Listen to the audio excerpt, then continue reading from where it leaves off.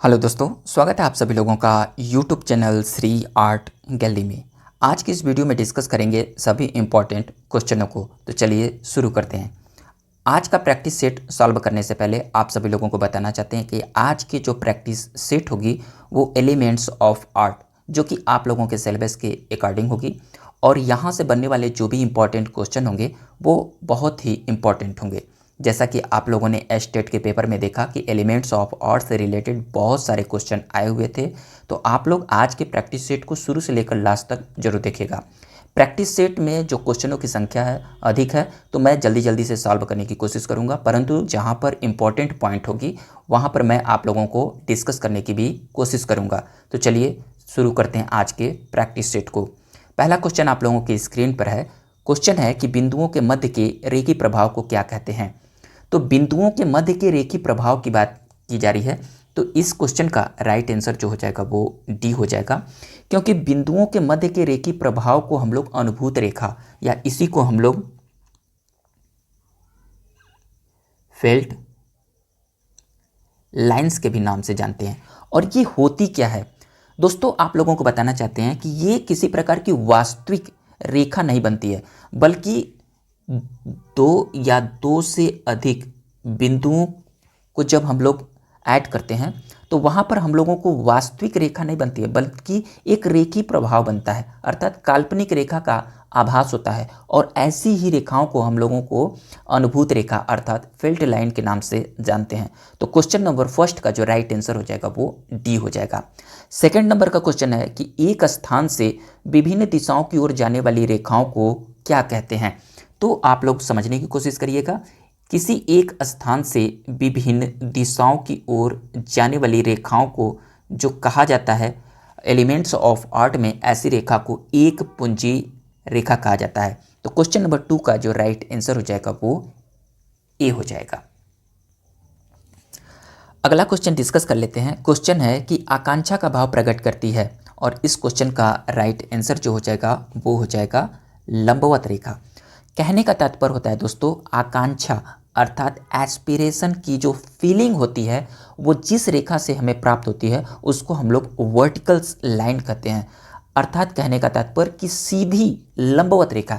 ये बात नहीं हुई कि आप लोग ऐसे बोलें ये लंबवत रेखा तो जा रही है बट ये सीधी लंबवत रेखा नहीं है, बल्कि इसकी जो डिफिनीशन होती है ये होती है सीधी लंबवत अर्थात वर्टिकल्स लाइन जो होती है, यही जो लाइन होती है वो एस्पिरेशन अर्थात आकांक्षा का भाव प्रकट करती है। और वर्टिकल्स लाइन आकांक्षा ही नहीं बल्कि गौरव, स्थायित्व, शाश्वतता आदि जो फीलिंग होती है वो इस लाइन से हमें प्राप्त होती है। तो क्वेश्चन नंबर थर्ड का जो राइट आंसर हो जाएगा वो डी हो जाएगा। अगला क्वेश्चन डिस्कस कर लेते हैं। क्वेश्चन है कि क्षैतिज रेखाएं किस प्रकार का भाव उत्पन्न करती है। तो क्वेश्चन नंबर 4 का जो राइट आंसर हो जाएगा वो हो जाएगा शांत।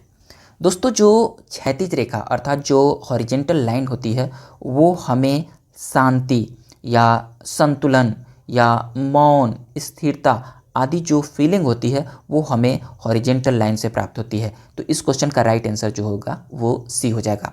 बट ऑप्शन में गतिमय भी रेखा भी दिया गया है, व्याकुलता भी दिया गया है और अशांत भी दिया गया है। तो यहाँ पर समझने वाली बात है, एग्जाम में क्वेश्चन पुटअप भी किया जाता है कि गति का जो भाव होता है वो किससे प्राप्त होता है। तो आप लोग जान लीजिए यहाँ पर जो गतिमय जो भाव उत्पन्न होता है वो प्रवाही रेखा अर्थात रिदम से प्राप्त होता है। अर्थात यहाँ पर प्रवाही रेखा से हमें जो भाव प्रभाव रेखा से हमें गतिमय प्राप्त होता है।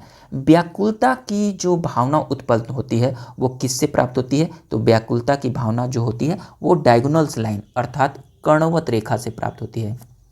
कर्णवत रेखा, इसको याद रखिएगा आप लोग, एग्जाम में पूछा होता है। और अशांति, अशांति अर्थात जो हमें बेचैनी होती है या जो हमें व्याकुलता प्राप्त होती है वो हमें कर्णवत रेखा से ही प्राप्त होती है। अर्थात इसका भी आंसर ये हो जाएगा। तो आप लोगों ने ऑप्शन के रूप में कुछ इंपॉर्टेंट पॉइंट देखा। बेचैनी अर्थात अशांति जो भी प्राप्त होती है वो कर्णवत रेखा से होती है। तो हम लोगों ने 4th नंबर के क्वेश्चन को सॉल्व किया।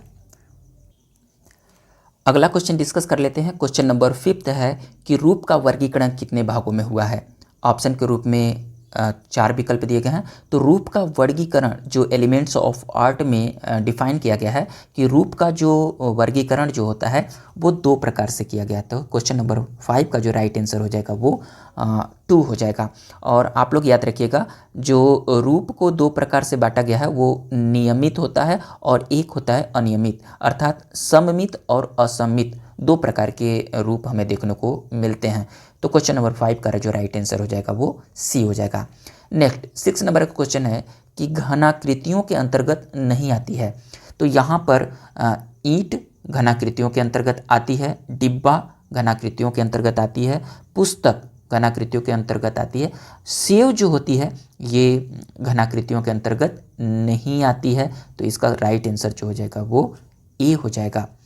अगले क्वेश्चन की ओर अगर बढ़ते हैं हम लोग, 7 नंबर का क्वेश्चन है कि दर्शक को घन में कितने तल दिखाई देते हैं। तो कोई भी दर्शक जब घन को देखता है तो उसको सिर्फ 3 फेस ही दिखाई देते हैं। तो क्वेश्चन नंबर 7 का जो राइट आंसर हो जाएगा वो डी हो जाएगा, राइट आंसर 3 हो जाएगा।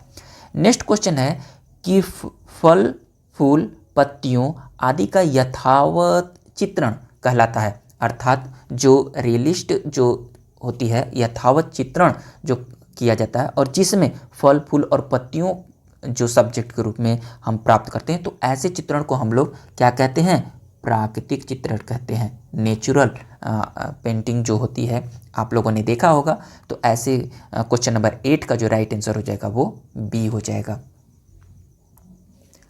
अगला क्वेश्चन हम लोग डिस्कस करेंगे। क्वेश्चन नंबर 8 है कि धरातल की बनावट कहलाती है। तो दोस्तों जो टेक्सचर होती है, जो धरातल होती है, इसकी जो बनावट जो कहलाती है उसको हम लोग क्या कहते हैं, पोत कहते हैं। इसी को हम लोग टेक्सचर कहते हैं। तो क्वेश्चन नंबर 9 का जो राइट आंसर हो जाएगा वो सी हो जाएगा। अगला क्वेश्चन 10 नंबर का क्वेश्चन है कि अंतराल है। दोस्तों अंतराल जो होता है वो ऑप्शन के रूप में धरातल दिया गया है, कलाकार का कार्य क्षेत्र दिया गया है, अक्षत धरातल दिया गया और इनमें से कोई नहीं है दिया। तो इस क्वेश्चन का, क्वेश्चन नंबर 10 का बहुत ही इंपॉर्टेंट क्वेश्चन है और इस क्वेश्चन का जो राइट आंसर हो जाएगा वो हो जाएगा बी। जो कलाकार का जो कार्य क्षेत्र होता है वो अंतराल ही होता है। कलाकार जो भी अपनी आकृतियों को निरूपित करता है जिस पॉइंट पर, उसको हम लोग अंतराल कहते हैं। और ये कलाकार का कार्य क्षेत्र जो होता है वो द्विआयामी होता है, 2 डायमेंशनल होता है। तो क्वेश्चन नंबर 10 का जो राइट आंसर हो जाएगा वो बी हो जाएगा। नेक्स्ट अगला क्वेश्चन डिस्कस कर लेते हैं। क्वेश्चन है कि अंतराल को किस नाम से ग्रंथों में जाना जाता है। वेरी वेरी इंपॉर्टेंट पॉइंट है, यहाँ पर नोट करिएगा, क्योंकि यहाँ पर अंतराल की बात की जा रही है और अंतराल को किस नाम से ग्रंथों में जाना जाता है, अर्थात अंतराल को भिन्न भिन्न ग्रंथों में भिन्न भिन्न नामों से जाना जाता है। और इस क्वेश्चन का जो राइट आंसर हो जाएगा वो हो जाएगा डी, क्योंकि भूमि बंधन, स्थान और स्थान निरूपण आदि ग्रंथों में अंतराल के नाम से जाना जाता है। तो उपर्युक्त सभी राइट आंसर हो जाएगा। यहाँ पर भूमि बंधन, स्थान निरूपण और स्थान की बात की जा रही है। तो यहाँ पर हम लोग डिस्कस करेंगे कि भूमि बंधन को किस ग्रंथ में अंतराल के नाम से जाना जाता है, स्थान को किस ग्रंथ में अंतराल के नाम से जाना जाता है और स्थान निरूपण को किस ग्रंथ में अंतराल के नाम से जाना जाता है। तो यहाँ पर हम लोग बात करते हैं सर्वप्रथम भूमि बंधन को। तो हम लोग उस ग्रंथ का नाम है समरांगण सूत्रधार। ये जो ग्रंथ है, इस ग्रंथ में अंतराल को भूमि बंधन के नाम से जानते हैं। स्थान यहाँ पर बात आ रही है, तो स्थान को हम लोग विष्णु धर्मोत्तर पुराण में अंतराल को स्थान के नाम से जानते हैं और स्थान निरूपण को हम लोग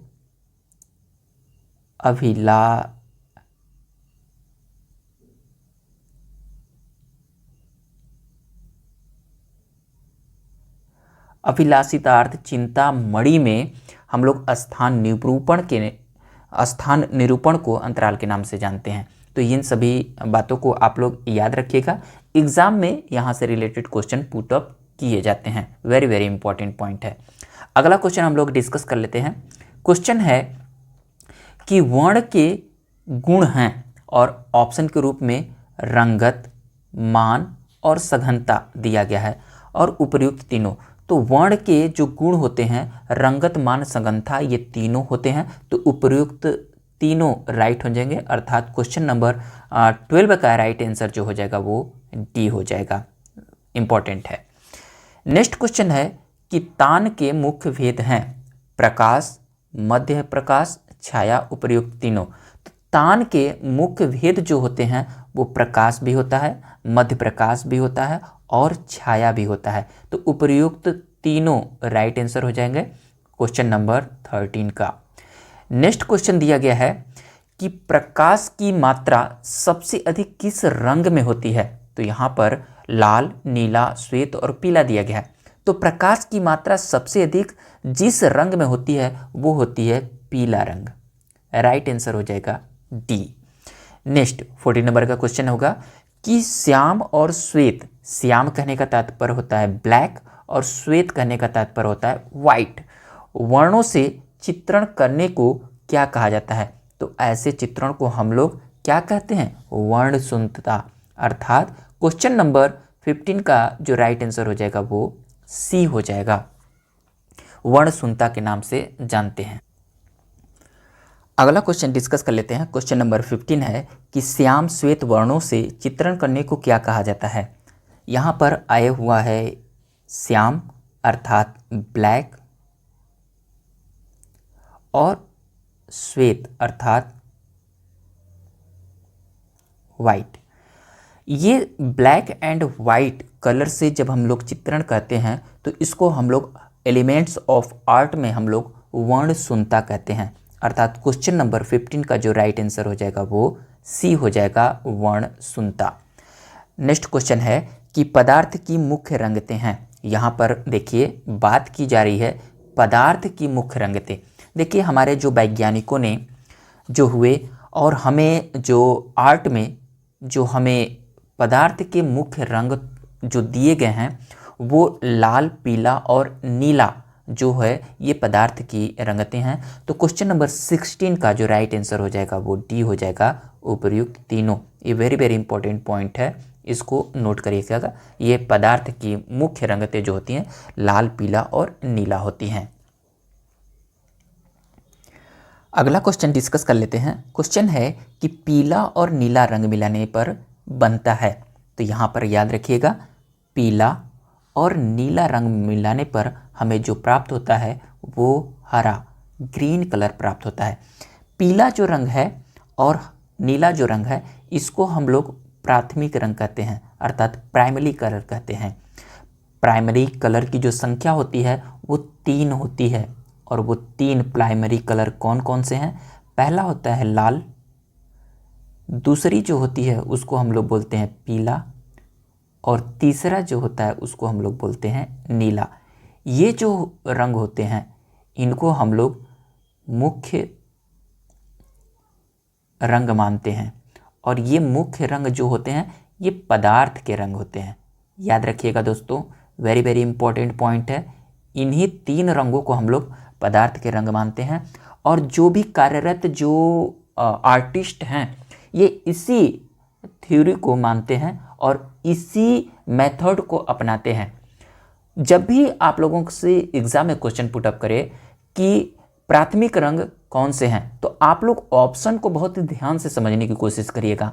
यहाँ पर कन्फ्यूजन इसलिए पैदा होता है कि जो ओस्टवाल्ड थे इन्होंने जो प्राथमिक रंग माना अर्थात जो आधार रंग माना वो 4 रंग माना था, लेकिन जो हमारे कार्यरत जो आर्टिस्ट लोग हैं वो ये त्रिवर्ण चक्र को अपनाते हैं और त्रिवर्ण चक्र में हमें लाल, पीला और नीला रंग लिया जाता है और इन्हीं 3 रंगों से जो हम सेकेंडरी कलर जो द्वितीयक रंग बनाते हैं वो जो होती है द्वितीयक कलर बैगनी और नारंगी और तीसरा जो होता है वो हरा होता है।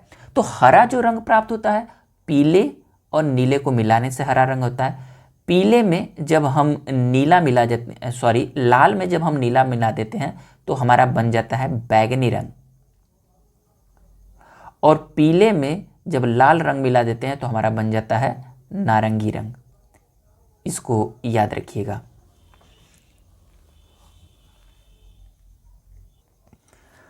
अगला क्वेश्चन हम लोग डिस्कस करेंगे जो कि बहुत इंपॉर्टेंट है, और क्वेश्चन नंबर है 17। क्वेश्चन है कि पीला और नीला रंग मिलाने पर बनता है। तो दोस्तों इस क्वेश्चन का राइट आंसर जो हो जाएगा वो हरा रंग हो जाएगा। यहाँ पर डिस्कस करेंगे हम लोग पीला और नीला के ऊपर। किसी कैंडिडेट ने मुझसे क्वेश्चन भी पुटअप किया था, तो क्वेश्चन आया है तो मैं यहाँ पर डिस्कस करने की कोशिश करूँगा, क्योंकि तमाम सारी कन्फ्यूज़न आप लोगों को हो सकते हैं।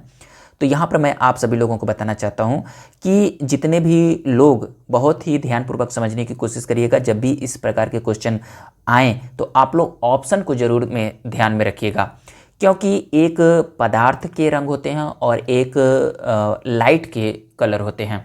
तो हम लोग जितने भी फाइन आर्ट के आर्टिस्ट हैं, जो भी हमारी डिपार्टमेंट है, जो भी आज पूरे वर्ल्ड में जितने भी आर्टिस्ट वर्क कर रहे हैं, वो जो थ्योरी को अपनाते हैं वो फाइन आर्ट के अकॉर्डिंग जो भी कार्यरत जो हमारे आर्टिस्ट हैं वो त्रिवर्ण चक्र को अपनाते हैं। त्रिवर्ण चक्र कहने का तात्पर्य है दोस्तों, मैं आप लोगों को डिफाइन करने की कोशिश करूंगा।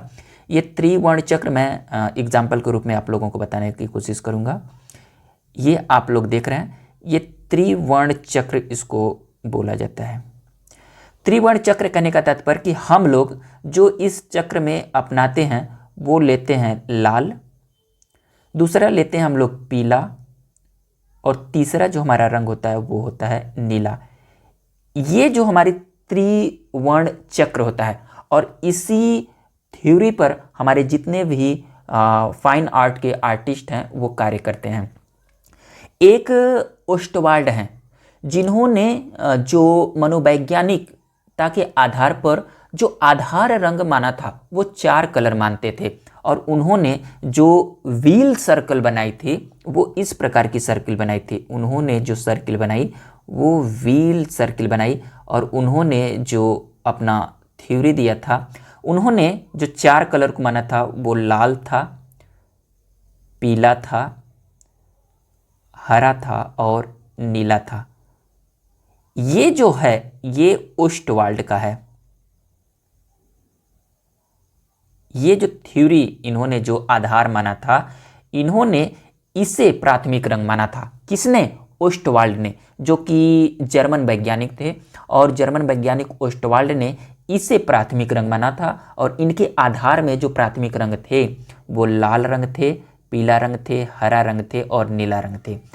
स्टूडेंट ने मुझसे सवाल किया कि जो हरा रंग होता है वो प्राइमरी कलर होता है या सेकेंडरी कलर होता है।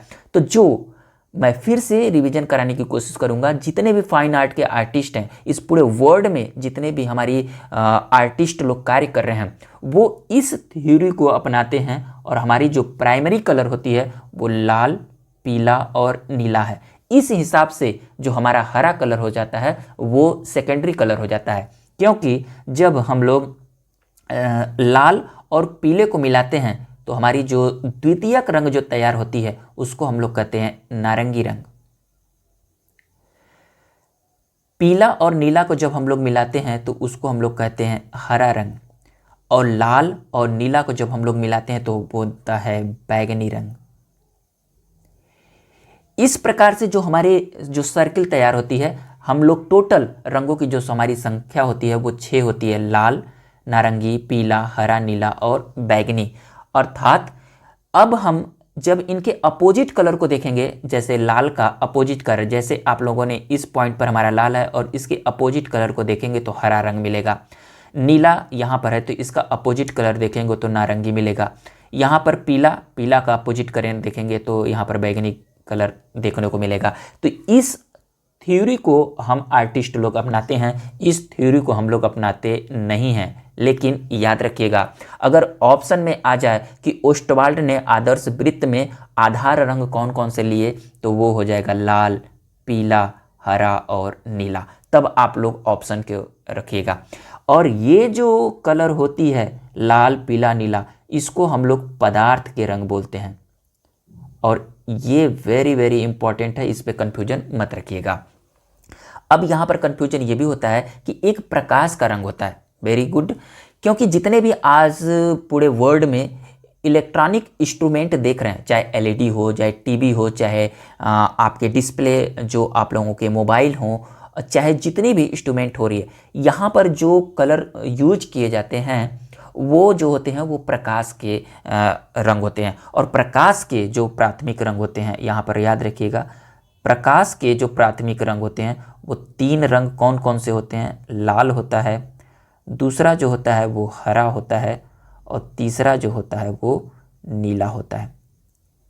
इसको याद रखिएगा। ये जो होते हैं, जब इन तीनों को आप मिक्स करते हैं तो व्हाइट रंग बनता है, सफ़ेद रंग तैयार होती है। याद रखिएगा, इसको जब हम लोग मिक्स करते हैं, इस लाइट को अर्थात प्रकाश की इन 3 रंगों को जब हम लोग मिक्स करते हैं तो व्हाइट कलर तैयार हो जाती है। परंतु जब हम लोग पदार्थ के लाल, पीला और नीला को जब हम लोग मिक्सिंग करते हैं, अर्थात तीनों को जब मिलाते हैं, तो यहाँ पर सफ़ेद रंग नहीं बनता है, बल्कि धूमिल रंग बनता है, धूमिल रंग तैयार होता है। इसको याद रखिएगा। दोनों में आप लोगों को कन्फ्यूजन अब नहीं होगा, समझने की कोशिश करिएगा। मैं यहाँ पर बहुत इंपॉर्टेंट है, आप लोगों की एग्जाम है, इसलिए मैं यहाँ पर डिफाइन कर रहा हूँ, इनको समझने की कोशिश करिएगा। तो जब भी आप लोगों को क्वेश्चन करेगा तो या तो प्रकाश का पूछेगा, या तो पदार्थ का पूछेगा, या तो ओस्टवाल्ड का पूछेगा। यहाँ पर तीनों चीज़ें क्लियर हो चुकी। ओस्टवाल्ड का अगर पूछता है तो आप लोग ध्यान में रखिएगा, और प्रकाश का याद रखिएगा। ये देखिए, प्रकाश के रंग को याद रखने की सबसे इम्पॉर्टेंट पॉइंट है, आज जो आप लोग टीचर बनने जा रहे हैं और जब आप लोग स्कूल में जाएंगे तो आप लोगों के पास 3 कलम होती है। कौन कौन सी? लाल होती है जो चेक करते हैं, और आप लोगों के पास हरा भी होता है, और नीला जो लिखते हैं। तो ये 3 कलर आप लोग के जो भी आप लोगों के जेब में होंगी, लाल, हरा और नीला, जो कि अक्सर गुरुजी लोग रखते हैं, तो ये जो होती है प्रकाश के रंग होते हैं। ओके, आप लोग समझ चुके होंगे, समझदार हैं। परंतु जब पदार्थ की बात आएगी तो लाल, पीला और नीला को रखिएगा, और जब ओस्टवाल्ड का आएगा तो आप लोग लाल, पीला, हरा और नीला को रखिएगा। ओस्टवाल्ड में जो आधार रंग होती है वो 4 होती है, और वो ओस्टवाल्ड ने इन्हीं 4 रंगों को आधार अर्थात रंगत मानकर द्वितीयक रंग जो तैयार किया, उनके व्हील चक्र में 8 रंग तैयार किए उन्होंने। तो इस प्रकार से यहाँ से इम्पॉर्टेंट पॉइंट, थोड़ी सी समय लगेगी लेकिन यहाँ पर आप लोग समझने की कोशिश करिएगा। चलिए अगला क्वेश्चन हम लोग डिस्कस कर लेते हैं। अगला क्वेश्चन आप लोगों के स्क्रीन पर 18 नंबर का है कि किस वैज्ञानिक ने वर्ण की उत्पत्ति प्रकाश से बताई। दोस्तों बहुत ही इंपॉर्टेंट ये सारे हैं। तो किस वैज्ञानिक ने वर्ण की जो उत्पत्ति प्रकाश से बताई थी, तो वो आइजैक न्यूटन ने बताया था। तो इसका राइट आंसर जो हो जाएगा वो सी हो जाएगा। 18 का जो राइट आंसर हो जाएगा वो सी हो जाएगा, न्यूटन आइजैक ने।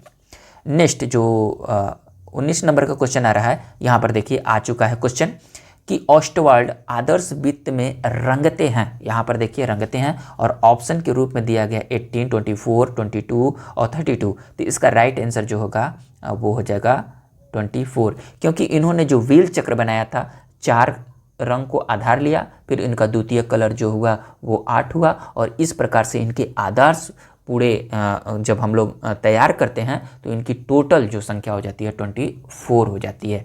तो यहाँ से 19 नंबर के क्वेश्चन का जो राइट आंसर हो जाएगा वो बी हो जाएगा।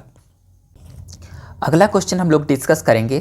क्वेश्चन है कि वर्ण चक्र में स्थित आमने सामने के वर्ण कहलाते हैं। तो इस क्वेश्चन का आंसर हो जाएगा ए, क्योंकि वर्ण चक्र में स्थित आमने सामने के वर्ण को हम लोग पूरक कलर, या इसी को हम लोग विरोधी वर्ण, या इसी को हम लोग कॉम्प्लीमेंट्री कलर, या इसी को हम लोग अपोजिट कलर आदि नामों से जानते हैं, जैसा कि आप लोगों ने व्हील चक्र में देखा है, जैसा कि ऊपर मैंने उल्लेख किया है। अगला जो क्वेश्चन है कि किस रंग की कंपन गति सबसे अधिक होती है। तो इसका आंसर रहेगा ए, क्योंकि जो बैंगनी रंग होती है इसकी कंपन गति सबसे अधिक होती है, लेकिन इसकी तरंग की जो लंबाई होती है वो सबसे कम होती है। किसका? बैंगनी रंग की तरंग लंबाई क्या होती है? कम होती है। इस पॉइंट को नोट करिएगा, इंपॉर्टेंट है, अक्सर एग्जाम में क्वेश्चन पुटअप होता है। अगला क्वेश्चन डिस्कस करेंगे। क्वेश्चन है कि सर्वप्रथम दृष्टि को आकर्षित करने वाले रंग हैं। तो इस क्वेश्चन का आंसर जो हो जाएगा वो हो जाएगा अग्रगामी रंग। जो अग्रगामी रंग होते हैं वो आँखों को सर्वप्रथम आकर्षित करते हैं। क्यों? क्योंकि जो अग्रगामी रंग होते हैं वो थोड़ी प्रखर होते हैं, अर्थात चटक रंग होते हैं। इसीलिए हमें अग्रगामी जो रंग हमें सर्वप्रथम आकर्षित करते हैं हमारी आँखों को। अगला जो हमारा क्वेश्चन है कि शीत वर्ण हैं। तो इस क्वेश्चन का जो राइट आंसर हो जाएगा विकल्प में जैसा दिया है कि शीत वर्ण जो होगा वो यहाँ पर हरा होगा। शीत वर्ण उन्हें कहते हैं जो शीतलता का अनुभव देते हैं, और इसके अंतर्गत जो होती है हरा रंग आता है, नीला रंग आता है आदि, ये सब शीत रंग के अंतर्गत आते हैं। इसको नोट करिएगा। अगला जो 24 नंबर का क्वेश्चन है कि रंगत के हल्केपन व गहरेपन को क्या कहते हैं। वेरी वेरी इंपॉर्टेंट पॉइंट है, इसको नोट कर लीजिएगा। रंगत के हल्केपन और गहरेपन को हम लोग क्या कहते हैं? तान कहते हैं। राइट आंसर सी हो जाएगा। अगला कुछ क्वेश्चन है 25 नंबर का क्वेश्चन कि स्वर्णिम विभाजन पद्धति का सिद्धांत किसने विकसित किया था। और इसके 4 विकल्प दिए गए हैं। भारतवासियों ने, ग्रीकवासियों ने, रोमवासियों ने, इनमें से कोई नहीं। तो इस क्वेश्चन का आंसर रहेगा बी, क्योंकि जो स्वर्णिम विभाजन सिद्धांत जो प्रतिपादित किया था वो ग्रीक के निवासियों ने किया था। अगला जो क्वेश्चन है कि ग्राफिक की तकनीक है, यहाँ पर पुटअप किया जा रहा है, फ्लैट, रिलीफ एंड इंटेग्लियो। ये सारे जो विकल्प में दिए गए हैं ये सभी ग्राफिक की टेक्निक मानी जाती हैं। फ्लैट कहने का तात्पर्य जो है प्लेनोग्राफी, जो आप लोगों ने देखा, तो इसी को हम लोग फ्लैट सरफेस जो देखते हैं, तो वो रिलीफ हुआ, इंटेग्लियो हुआ, फ्लैट हुआ, ये सभी ग्राफिक की तकनीक है। तो इस क्वेश्चन का राइट आंसर जो हो जाएगा वो डी हो जाएगा। अगला क्वेश्चन है कि लिथोग्राफी की खोज किसने की।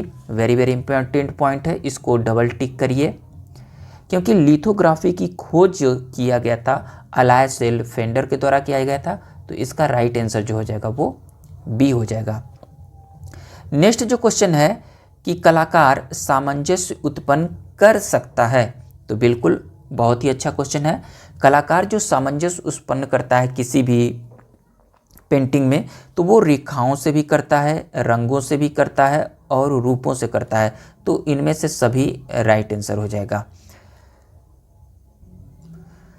29 नंबर का क्वेश्चन है कि लिथोग्राफी की खोज किस सदी में हुई थी। यहाँ पर सदी की बात किया जा रहा है। यहाँ पर 19वीं सदी, 18वीं सदी, 14वीं सदी और 20वीं सदी दी गई है।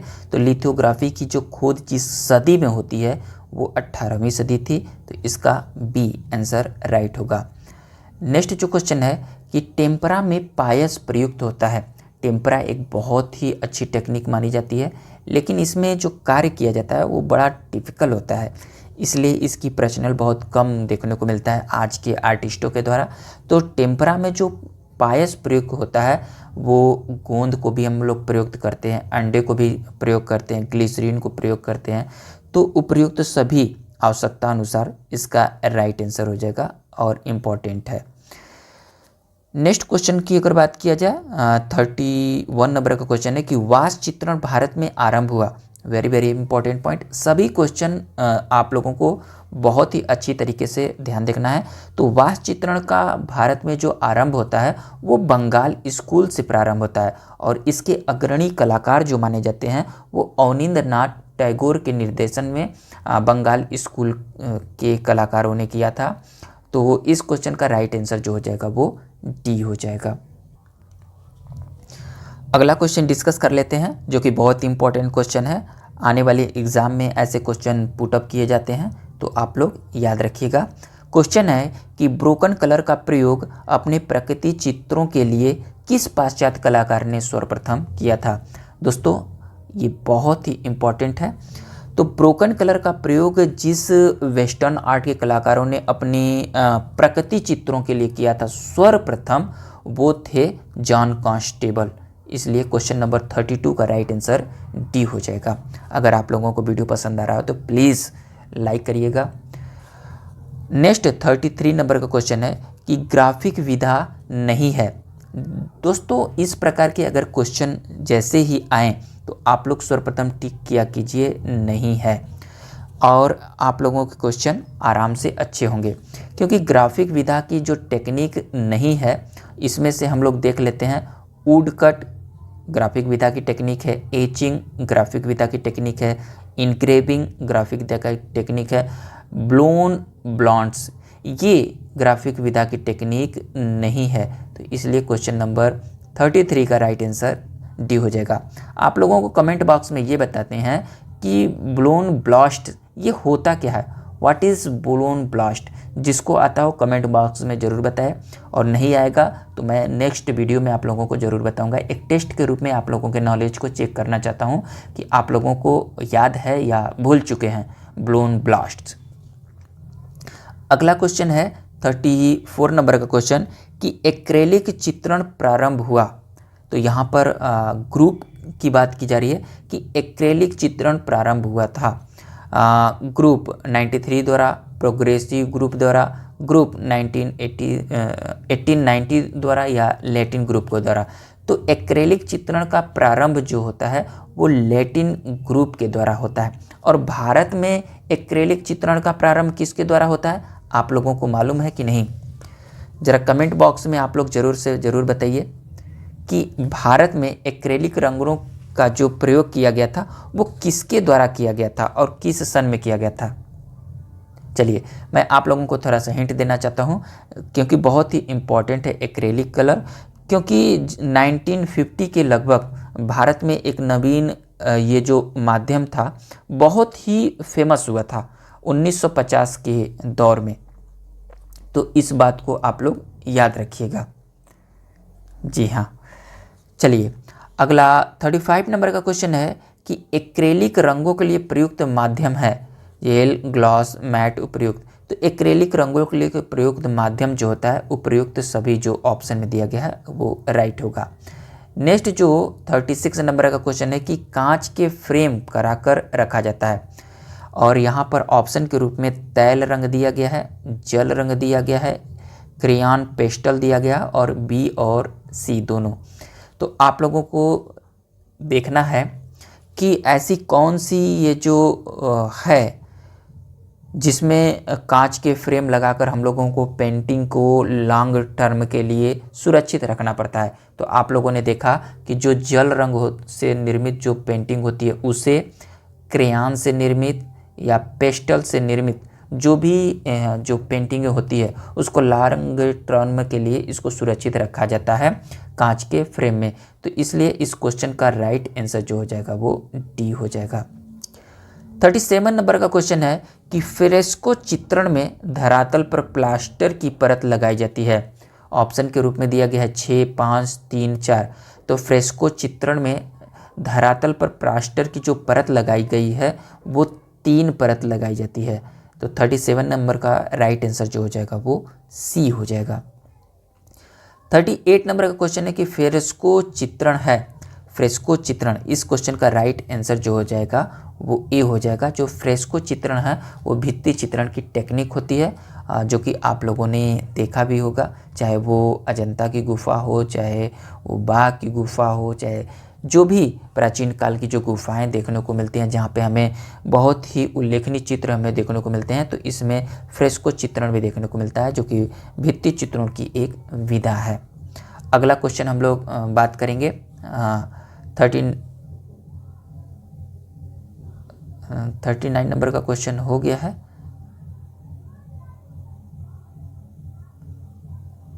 क्वेश्चन है कि फ्रेस्को सिक्कों पर कौन सी वार्निश की जाती है? वैक्स वार्निश, डामर वार्निश, कोपाल वार्निश, उपयुक्त सभी। आप लोग इस क्वेश्चन का आंसर कमेंट बॉक्स में बताइए। ये आप लोगों के लिए बहुत इंपॉर्टेंट है टेस्ट के रूप में। जितने लोगों को आता है कमेंट बॉक्स में कमेंट करें कि फ्रेस्को सिक्कों पर कौन सी वार्निश की जाती है। अगला क्वेश्चन हम लोग बात कर लेते हैं। किस चित्रण में हाईलाइट दिखाने के लिए कागज का श्वेत छोड़ देते हैं। तो हाईलाइट दिखाने के लिए जिस टेक्निक में हम लोग प्रयोग करते हैं वो होता है जल रंग, वाटर कलर। तो 14 नंबर का क्वेश्चन होगा बी, राइट आंसर होगा। मैं इसका आंसर बता दूंगा, परंतु आप लोग कमेंट बॉक्स में कमेंट करिए। नेक्स्ट क्वेश्चन है 41 नंबर का कि तैल चित्रण का आविष्कार किया था। वेरी वेरी इंपॉर्टेंट क्वेश्चन, बार बार एग्जाम में क्वेश्चन पुटअप किए जाते हैं। तो तैल चित्रण का आविष्कार जिसने किया था तो वो जॉन वाक आइक बंधुओं ने किया था। तो 41 नंबर का राइट आंसर जो हो जाएगा वो सी हो जाएगा। अगला क्वेश्चन है कि तैल चित्रण का माध्यम नहीं है, फिर आइए नहीं इसको टिक करिए और आप लोग ऑप्शन में खोज लीजिए। अलसी का तेल तैल चित्रण का माध्यम है, तारपीन का तेल ये भी तैल चित्रण का माध्यम है, वार्निश ये भी है, और प्लास्टिक इमल्सन यही जो है ये तैल चित्रण का माध्यम नहीं है। तो राइट आंसर क्या हो जाएगा, डी हो जाएगा। नेक्स्ट क्वेश्चन है 43 नंबर का क्वेश्चन है कि टेम्परा चित्रण किस धरातल पर किया जाता है। तो टेम्परा चित्रण जो है उसके लिए स्पेशल धरातल तैयार की जाती है। जो लोग भी टेम्परा में कार्य किए होंगे तो जिप्सम ग्राउंड होता है, इनामेल लगी धातु की प्लेट पे भी किया जाता है, कैसिन ग्राउंड पर भी किया जाता है। तो उपयुक्त सभी राइट आंसर हो जाएगा, उपयुक्त सभी। नेक्स्ट जो क्वेश्चन है 44 नंबर का क्वेश्चन कि गोल किनारे वाली तुलिका कहलाती है। तो गोल किनारे वाली तुलिका जो कहलाती है वो क्या कहलाती है, फील बर्ड कहलाती है। राइट आंसर क्या हो जाएगा, सी हो जाएगा। अगला क्वेश्चन बहुत ही इंपॉर्टेंट है, क्वेश्चन है कि चित्रण की विधि कहलाती है। तो इस क्वेश्चन का राइट आंसर जो हो जाएगा वो बी हो जाएगा। चित्रण की विधि को हम लोग तकनीक के नाम से जानते हैं। जैसा सभी कलाकारों जानते हैं कि किसी भी कलाकार की ये पर्सनल टेक्निक जो होती है वो चित्रण की विधि होती है। जैसे एग्जाम्पल के रूप में अगर भारत के प्रसिद्ध कलाकार राजा रवि वर्मा की बात की जाए तो उन्होंने तैल रंग में कार्य करना प्रारंभ किया था। तो तैल रंग उनके चित्रण की एक क्या होती थी, तकनीक थी। तो चित्रण की विधि को हम लोग क्या कहते हैं, तकनीक कहते हैं। इस प्रकार से आज के क्वेश्चन पेपर में हम लोगों ने 45 क्वेश्चन को सॉल्व किया और इसमें से आप लोगों को कितने क्वेश्चन राइट हुए कमेंट बॉक्स में बताइए। और आप लोगों को वीडियो पसंद आया तो प्लीज़ लाइक करिएगा, अधिक से अधिक दोस्तों में शेयर करिएगा। और जिस टॉपिक पर आप लोगों को नोट्स प्रोवाइड करने हो आप लोग कमेंट बॉक्स में अधिक से अधिक करिएगा। हम लोग एक नेक्स्ट वीडियो में मिलेंगे, तब तक के लिए थैंक यू दोस्तों।